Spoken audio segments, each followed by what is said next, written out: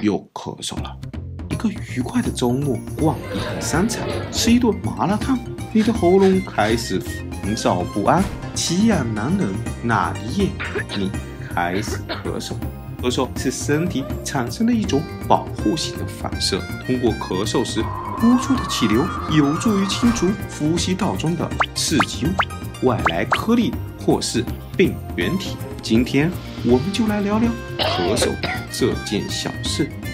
除了麻辣烫这样刺激性的食物外，灰尘或烟雾不幸闯入呼吸道，细菌或是病毒引起呼吸道感染，吸烟、哮喘，甚至某些药物都能引起咳嗽。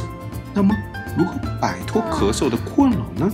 尝试下面6招：多喝水。正常男性每天至少需要饮用3升的水，女性为2.2升。生病时需要饮用更多的水来促进新陈代谢。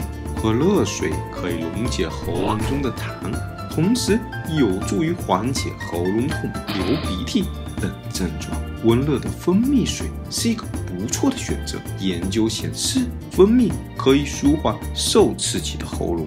加了分泌的热茶可以让身体感觉到温暖又舒适。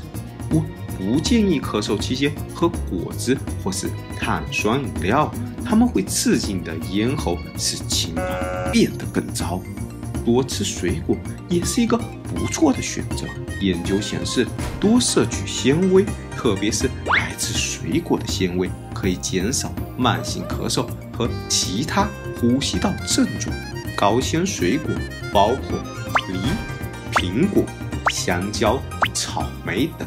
洗热水澡或者是泡澡都能缓解咳嗽，因为热蒸汽能滋润呼吸道，清除鼻塞，进而缓解想要咳嗽的感觉。用温盐水漱口，既可以滋润喉咙，也能消肿祛痰。可以取半茶匙盐溶解在1杯水中，每次漱口15秒，直到把盐水用完。许多草药都是止咳能手，例如薄荷中的薄荷醇对祛痰十分有效，柑橘能帮助治疗支气管炎，使你安然入睡。百里香也是祛痰的好手，一些研究显示，其中含有的百里酚可以帮助治疗支气管炎和慢性咳嗽。抽烟是身体的大敌，它能引起诸多身体病症，包括慢性咳嗽。研究显示，戒烟除了减少咳嗽症状之外，如痰多、呼吸急促等症状都会在戒烟后1年中不断改善。如果你喜欢这个视频，请点击关注，这样你就可以每周看到不一样的趣味科普，也可以收藏，或者有什么想告诉我的，也可以留言私信。我们下期再见，拜拜。带你从古到今，上天入地，我就是屠老君。